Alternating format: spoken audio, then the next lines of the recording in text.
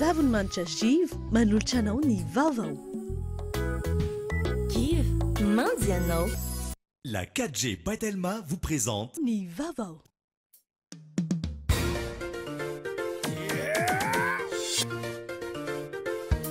Arahinao ny fampalalam-baovao miaraka amin'ny spaghetti Francia. Spaghetti Francia, safidiko, safidintsika. Couche molle fixe, manolotra anao ny vaovao.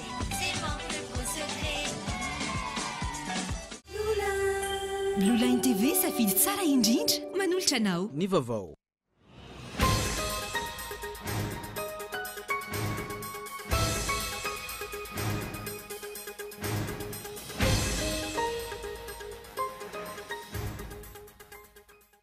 Feneritaona katroka ny fito jolay lasa teony fa lany teny amin'ny anteny miram-pirenena ilay lalàna mifehy serasera sy ny fifandraisana eto Madagasikara, lalàna izay mifanohitra amin'ny lalam-panorenana sy ny rijateny fototra ny dina afrikana momba ny zon'olombelona sy ny vahoaka araka ny didina avoaka ny HCC. Fa inona ny ambadiky ny tervamanta izay tiana atao na didin'izay arahanao anaty matoan-dahatsoratra Iandry Raharson. Tsy mbola maharesy lahatra amin'ny anivelany toy ny any Frantsa niezaky ny fitondrana malagasy indrindra amin'ny ady amin'ny fahantrana.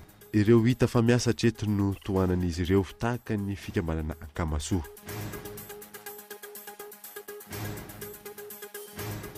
Nanao fanambarana androany Premier irakiana fa resy ireo jihadista ao Mosul afaka teo ambany vahon'ny EI na ny groupe État islamique ny tanàna lehibe faharoa ao Irak.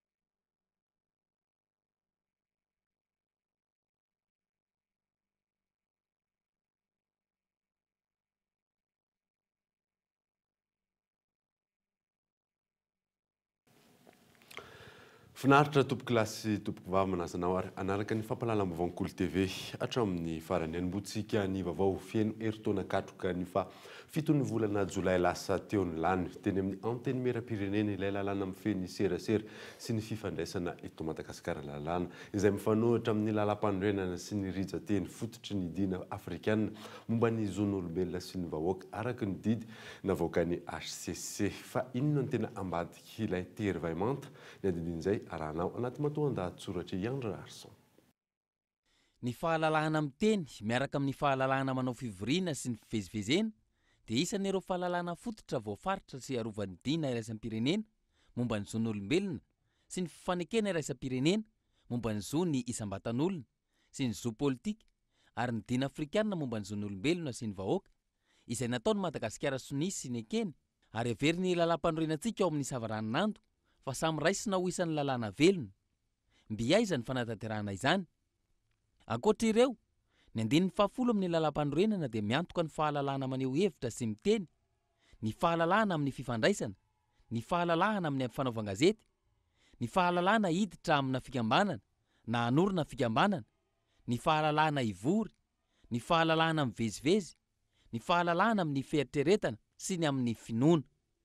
Fanampin'izany, ny 112 dia manaiky fa mananjo ahalala vaovao maro loko ny tsirairay. Ny fanohitohinana amin'ireo fahalalahana fototra ireo na dia kely aza dia midika ho fandikanan'ny lalam-panorenana izay ny filohan'ny repoblika no mitandro ny fanajana azy araka ny 140. Ny fahalalahana miteny dia tokony antohana ho an'ny olom-pirenena rehetra, indrindra ho an'ny asa fanaovan-gazety izay manana iraka hampalala vaovao sy hitaizan'ny mponina amin'ny mahatompona andraikitra feno azy ireo. Noho izany tsy azo ekena mihitsy ny faneriterena ny mpanao gazety na ankolaka na mivantana anambara ny loharanom-baovaony izay fanososena ny deontolojia mifehy ny asany tanteraka. Ny fitoviana manoloana ny lalàna dia foto-kevitra iray lehibe tokony ho hajain'ny fanjakana demokratika rehetra izay indrisy tsy mbola miatra eto Madagasikara. Tsy ho lazaina intsony ny fifangaroana midika tsy fahaizana manavaka ny fahefana mpanatanteraka, ny fahefana mpanao lalàna ary ny fahefam-pitsarana. Hany ka tsy atao mahagaga raha misy olom-boafidy na olona notendrena sy mpitandro filaminana tsy manaiky sy mitsipaka tsotra izao ny didim-pitsarana. Inona ihany koa ohatra no ambara amin'ny ampimamba ny fandrakofana nasionalin'ireo onjam-peo sy fahitalavitra, fananan'ireo tandapa, akaiky ny filoham-pirenena, manoloana ilay zo fototra ny olom-pirenena, isitraka vaovao maro loko. Ny ambadika izany rehetra izany, fiarovana tombotsoa manokana satria nahoana? Ilay fahalalana maneho hevitra, antoky ny rindram-piarahamonina, isy ny fampandrosoana isam-paritra mihitsy, no sakanana ka nanaovana ity, lalàna no terenao masaka, toa voaloham-pijaza ity, izay manitsakitsaka tsotra izao ireo lalàna velo na maro samihafa. Fehiny azo ambara, mbola ny ambadiky manareza izany tany tandalàna, manaja ny demokrasia, isy ny fahalalana maneho hevitra izany, raha izao seho mpitondrany izao. Kabary fotsiny ihany hatreto. Tahaka ny zava-misy eo anivon'ny antoko HVM memparipary ny savoritaka misy eto amin'ny firenena, na ny fanapa-kevitra raisina na ny asa tao mifanipaka tsy hita ny lojika ao anatin'izany. Raha ny fanehan-kevitry ireo mpanara vaovao Lili Rabiata. Nandritra ny herinandro ny famafoana toetra raty eto amin'ny firenena eo amin'ny sehatra politika sy ny fitantanan-draram-panjakana. Tsy mifanaraka tanteraka ny fanapa-kevitry ny mpitondra. Vaomaly ohatra tsy tanteraka hatramin'ny farany fikasany antoko tiako Madagasikara, ampiasany Kianjabeny Mamasina namariana ny 15 taona ny antoko, na nisy aza ny didim-pitsarana namela malalaka izany. Laza aminao tsara hoe izany didy izany dia nivoaka alina dia naterina tany amin'ny tobon'ny gendarmeria sy tany amin'ireo ilay tompona ndraiky any amin'ny préfet hoe tia ny didy décision finale navoakan'ireo tonga tao amiko amiko maraina ny huissier laza hoe tsy nety niraisiny le izy, tsy nety namaky alizy koa izy, nefa mazava tsara ny didy. Nandika lalàna tsotra izao ny prefekturan'ny polisy nandrara ny fidirana ao amin'ny io toeran'io rehefa nahazo baiko avy amin'ny primatura sy ny fiadidinan'ny repoblika. Raha tsy ivona nefa nolazain'ny olona KOLO Roger izay sady filoha lefitry ny antoko HVM ihany koa. Milaza izy fa tsy misy olana ny hanomezana lalàna ny team manao io hetsika io. Tsy nanome autorisation hoe any team izay hanao fihetsiketsehana ao amin'ny stade de Mahamasina. Da mety ho raisina sana amin'ny hoe injustice zany. Satria nahazo ny HVM tany Toliara, aoka tenenina mazava ny zavatra rehetra, nahazo ny HVM tany Toliara, tsy mahazo ny team eto Antananarivo. Raha za aloha tena navelako natao le fihetsiketsehana dia ny zany hoe zany ndika hoe tsy maintsy miasa mafimafy kokoa ny polisy. Na ny olona KOLO Roger, na ny praiminisitra mahafaly solonandrasana, samy mpikambana amin'ny antoko HVM, samy mpitondra fanjakana ihany koa. Raha ny zava-misy anefa, mifanohitra tanteraka ny hevitry ny rotonta. Toa mampiseho tsy fifanaran-kevitra eo amin'ny samy mpitondra ny tranga omaly. Miseho mibaribary amin'ny fitantanana ny firenena ny savoritika, misy eo amin'ny antoko ny mpitondra. Vokatry io anefa na ny mpitandro ny filaminana, na ny prefektura, na ny fitsarana samy very asina eo imaso ny vahoaka sy ny mpanara vaovao. Fanenjika ihany koa ankehitriny ny antoko mpiara-mitondra eto amin'ny firenena. Omaly, napoaka ny bomba lacrymogène andrava ny hetsiky ny antoko tiako Madagasikara. Ity antoko ity anefa izay miara-mitantana amin'ny antoko HVM na milaza ny mpanohitra azy. Mikasika ny toeran'ny mpanohitra na nilaza aza ny filoha lefitry ny antoko HVM fa ilaina ny fametrahana ny antoko mpanohitra amin'ny toeran'ny mpanohitra ofisialy. Tsy hita izay fanatanterahany mpitondra azy hatreto, hatramin'ny adihevitra eo amin'ny praiminisitra sy ny lehibe ny fanoherana iantohan'ny lalam-panorenana tsy hita izay finiavan'ny praiminisitra anao izany. Andrasana ny fivoarany. Nampiantso mpanao gazety io ariva io ny filohan'ny antoko team Marc Ravalomanana antony itorony préfet de police sy ny CRGN Analamanga izy noho ny tsy fa melany izy ireo ny fankalazana ny 15 taonany antoko fanadiny miantarandriana evo.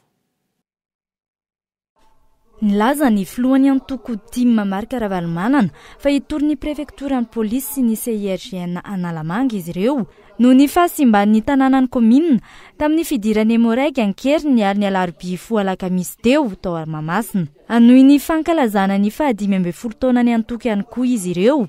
raha ny nambarany saingy tsy mbola fantatra mazava ny endriny hetsika. Nametraka ny raharaha eo amin'ny sehatra iraisam-pirenena ity antoko ity noho ireo fanakanana maro ny seho. Ankoatra io fa tiantoka be ho an'ny antoko tiako Madagasikara ny volana aloha mialoha ho an'ny mpanakanto sy ireo fanamafisam-peo no heverina anaovana ny fankalazana tao amin'ny kianjaben'ny Mahamasina. Ary tena loza dia nidirany rano ankely izy io dia be sy batao. Satria fa nidininy maran'ila izy io nandritra ny azoma. Alaka misy ariva dia efa mifeny azoma tontolo latsinaay ny asabotsy dia mahay koa fa nanan'olona milazy fa amina miliary. Mifangaro voraka ankehitriny any Tima sy ny kominina Antananarivo. Tsy any filohan'ny antoko intsony ny manavaka ny mahalehibe ny antoko Timazy sy ny mahampanolo-tsaina azy eo anivon'ny kominina Antananarivo. Hatreto ihany koa mbola tsy nilaza mazava amin'ny maha-antoko mpanohitra azy ity antoko ny filoha teo aloha Marc Ravalomanana ity. Tsy mbola nametraka taratasy mazava milaza ho antoko mpanohitra ny antoko Tima, na izany any anivon'ny anteny meram-pirenena na teny anivon'ny ministerany Atany.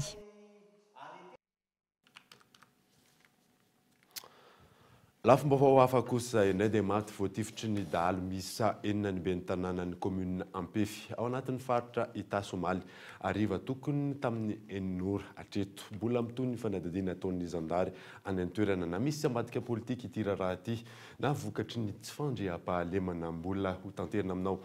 Eto amin'ny sampana fampahalalam-baovao ihany moa ny mahakasika ity raharaha ity.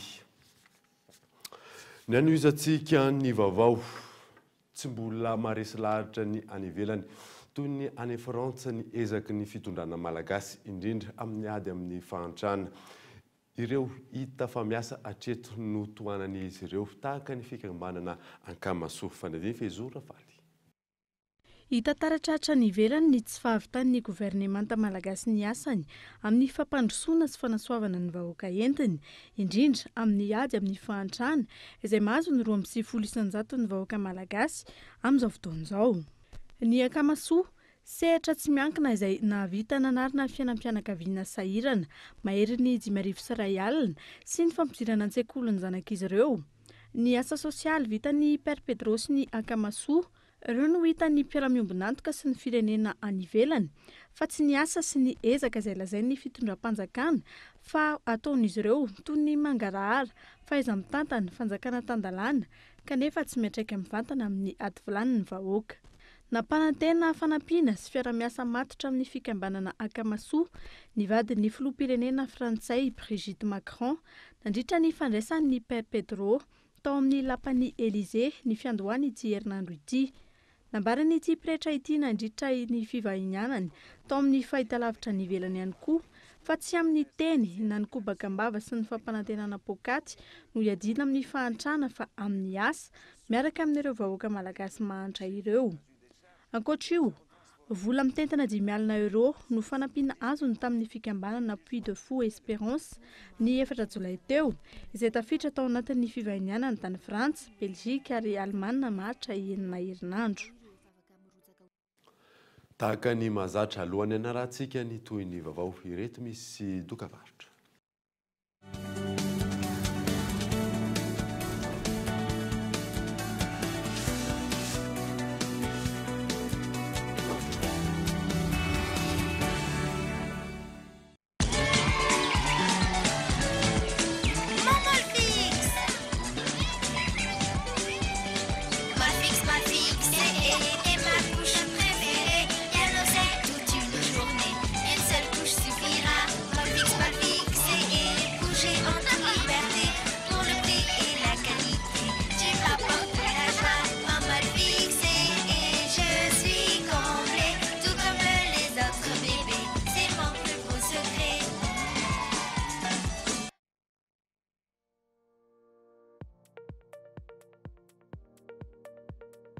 Microcred Holding s'est implantée dès 2006 à Madagascar et devient en 2010 une banque.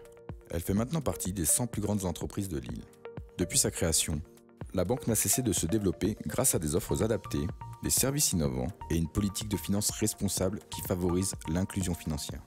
Aujourd'hui, le groupe Microcred compte près de 951 agences et points de service dans 9 pays. Ses principaux actionnaires sont le groupe AXA, Apis, Maginvest, la Banque européenne d'investissement et NMI.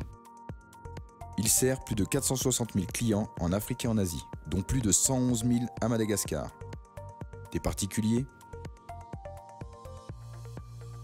des micros et moyens entrepreneurs, des PME, des grandes entreprises et des grandes institutions. Microcredit Banque Madagascar est une banque qui œuvre non seulement sur le plan économique, mais aussi sur les plans social, civique et environnemental. La force de la banque se résume en 5 valeurs. Simplicité, proximité, fiabilité, créativité et dynamisme. Elle intervient sur 3 grands domaines. Le financement des entrepreneurs et des salariés, le transfert d'argent domestique et international, la gestion de fonds avec un éventail de comptes bancaires répondant à chaque besoin de ses clients. Les transactions financières avec des moyens de paiement simplifiés, chèques, virements, cartes de retrait et effets de commerce. L'épargne avec des offres adaptées et diversifiées et des rémunérations plus qu'attractives. Le placement financier, un investissement fiable et un revenu garanti. Aujourd'hui, Microcredit Bank innove avec les agences mobiles, les 400 membres du réseau de correspondants VAOVAO et l'utilisation de la technologie, applications mobiles, biométrie.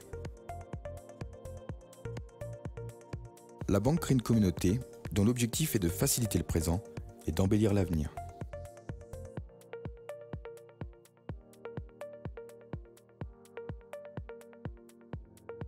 Microcredit Banque Madagascar, voire plus grand.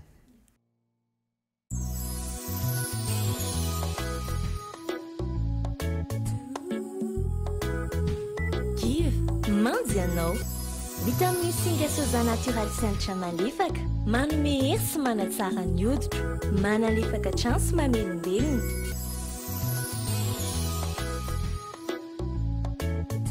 ho an'ny fotoana mamindrindra iainako ampiasaiko Juillet mandy ianao.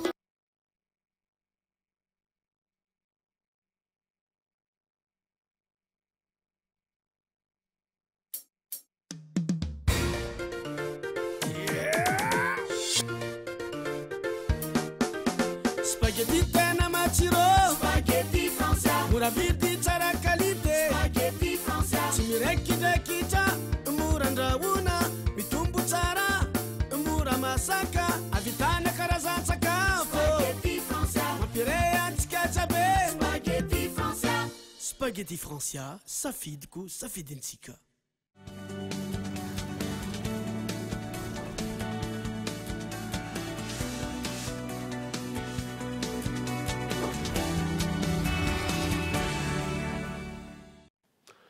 Miverina eto amin'ny fampahalalam-baovao isika ny fanomezana ny asina ny razana ny fitadiavana fitahiana avy amin'izy ireo amin'ny ankapobeny no antony anaovana ny famadihana sy ny famonosan-damba ny volana jona hatramin'ny volana oktobra kosa no fanaovana izany. Mikaela Ramalola. Tsy ny malagasy irery ihany no manao ny famadihan-drazana, manao izany ihany koa ny any ivelany. Ny fomba fanehoana azy fotsiny no tsy mitovy raha ny fanazavany ny mpampianatra pikaroka. Ohatra amin'izany ireo firenena tatsinanana toy ny Ezipsianina, ny Israelianina sy ny maro hafa. Tamin'ny fitondran'ny ranavalona voalohany kosa no niditra tsikelikely teto amintsika ny famadihana. Zany fomba iraisany zany le izy raisan'ny olombelona, tsy ny olombelona rehetra, misy tsy manao famadihana antsika malagasy ary misy tsy manao famadihana. Fa misy fikarakarana maty mantsy rehefa maty le olona. Dia misy isan-karazany, gamba tsy iverenantsika eto zany fa misy alevina, misy dorana, na ny resaka samy mandevina ary samy hafa amin'ny fandevena ny silamo sy ny malagasy. Raha laliantsika dia hafa ny fomba fandevena ny silamo na fipetrahana eo am-pasana ary na ny eto amintsika. Fa tsika malagasy manana le velona ray trano, maty ray fasana. Dikan'izany mitovy zany ny fomba atao amin'ny maty sy amin'ny velona. Fotoana ifampizarana ny varobe menaka ny famadihana, zaraina amin'ireo olona asaina rehetra izay mandritra ny 2 na 3 andro. Ny eto imerina sy ny betsireo kosa no tena manao izany famadihana izany. Ary amin'ny fomba hafa kosa izany any amin'ny bara, betsimisaraka, sakalava, mahafaly sy ny maro hafa. Ho fitadiavana fitahiana sy mba tsy hanadinona ny razana kosa no antony izay famadihana izay raha ny fanazavana trany. Dikan'izany amin'ny malagasy tsy ny hita maso ihany ny nono, fa ny any akoatra koa. Raha maty zany ny vatana tsy maty miaraka amin'iny akory ny fanafa ny fanahy velona eo ihany amin'ny malagasy a ny fahafatesana zany a fandehanana avy eto amin'ny tany makany amin'ny toerana anankiray tsy fantatritsika eto amboniny ka rehefa tonga any amin'le fahafatesana le olona de mbola ao le olona mbola velona zay finoany malagasy mbola velona le fanahy fa tsy hitatsika maso izy fa hiteny ihany aeny ihany izy miasa eny ihany izy ary le fahafatesana tena mampalahelo indrindra amin'ny malagasy de lay fanadonoana mbola ao anatin'ny vanim-potoana ny famadihana kosa isika amin'izao fotoana izao ny famadihana izay fomba iray mbola hita ampiarin'ny malagasy maro manerina ny nosy na misy aza ny fivoarana vaovao ara-panatanjahantena kosa indray dia tsy ratsy ny vokatra ho an'ny Maquis de Madagascar tafajanona ao anatin'ny vondrona Silver Cup taorian'ny nandavony izy ireo ny ekipa pirenenan'ny Botswana ny sabotsy lasa teo tamin'ny 17 no 420 zareo Marokanina Papetrano kosa no nisalotra ny anaram-boninahitra ka nahazo ny tapakila iakarana amin'ny Sokajy Golden Cup amin'ny taona ho avy io izay ifanitsana amin'ny fiadiana ho tompon-daka eran-tany izay atao any Japon amin'ny taona 2024 lavin'izy ireo tamin'ny 9 ny ekipa pirenenan'ny Côte d'Ivoire tamin'izay lalao famaranana izay. Maresaka iraisam-pirenena kosa indray dia androany nanao fanambarana ny Prime Ministre irakiana fa afaka teo ambany vahon'ny EI na ny groupe État Islamique i Mosul izay tanàna lehibe faharoa ao Irak. Fanadina amin'ny sariny France 24.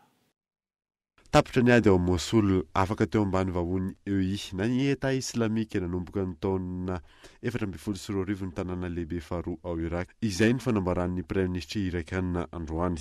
Tao anatin'ny kabarany dia ny araba manokana ny ireo miaramila mahery fohy izy sy ireo vahoaka irakiana. Na izany aza mbola maro ireo sivily no mbola tsy tafaverina amin'ny taniny. Maro anisa amin'izany ireo fianakaviana Arab Sunnite satria atahorana izy ireo ny tafika irakiana iray tsikombakomba amin'ny EI. Noho izany raha te hody izy ireo dia mila fahazahon-dalana ofisialy.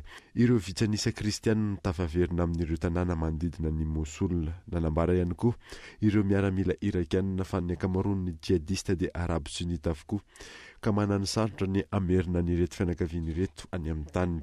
Raha ny tatitra voaray ihany koa dia ireo fianakaviany ireo ihany no voatonotona ho nanampiny EI aka ny fahefana tao Irak. Dia iny maresaka iraisam-pirenena iny manakatona ny fampahalalam-baovao tamin'ity alina ity ankasitrany ao nanaraka izany soava tsara daholo tompoko.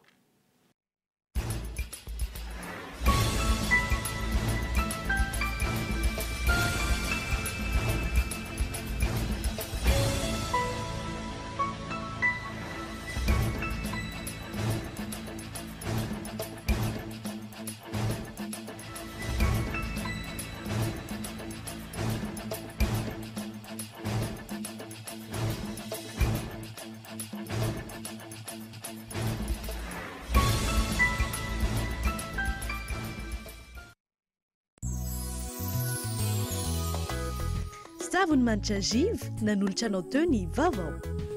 Give, mandy anao. La 4G Batelma vous a présenté Ny VAOVAO.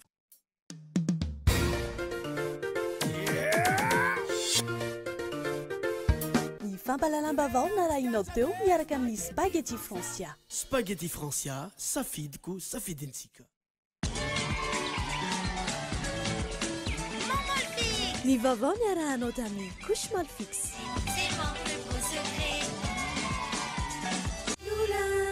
Blue Line TV safidy tsara indrindra nanolotra anao teo. Ny VAOVAO.